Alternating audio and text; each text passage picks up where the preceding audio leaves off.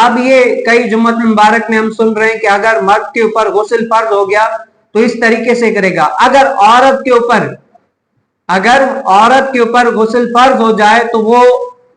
کیا کرے گی, یعنی وہ غسل کو کیسے اتارے گی, ایسا کون سا طریقہ ہے جس کے ذریعے سے وہ عورت غسل کو اتار لے گی, اور نبی علیہ السلام کی اس کے متعلق کیا تعلیم ہے, اور اس تعلیم کے مطابق رسول کائنات صلی اللہ علیہ وسلم کی جو گھر والیاں تھی وہ کیسے عمل کیا کرتی تھی, اس کے بارے میں کیا ہے. حضرت عائشہ صدیقہ رضی اللہ تعالی عنہا نے فرمایا کہ ہم عورتوں میں سے کسی کو جنابت لائق ہوتی, یعنی عورتوں میں سے کسی کو غسل فرض ہوتا تو وہ اپنے کیا دونوں ہاتھوں سے اپنے سر پر 3 بار پانی ڈالتی, اس کے بعد ایک ہاتھ سے دائیں طرف اور ایک ہاتھ سے بائیں طرف پانی ڈالتی. یعنی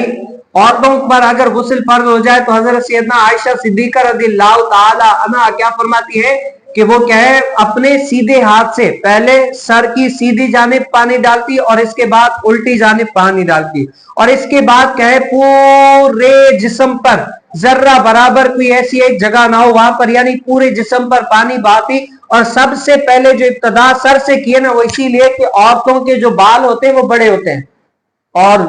ان میں کیا ہے پانی تہ تک اگر پہلے ڈال دیا پھر اگر بدن وغیرہ پر ڈالیں گے تو اگر آخر میں پانی سر پر ڈالا تو کیا ہے ہو سکتا ہے کہ پانی تہ تک نہ جائے اور اس کا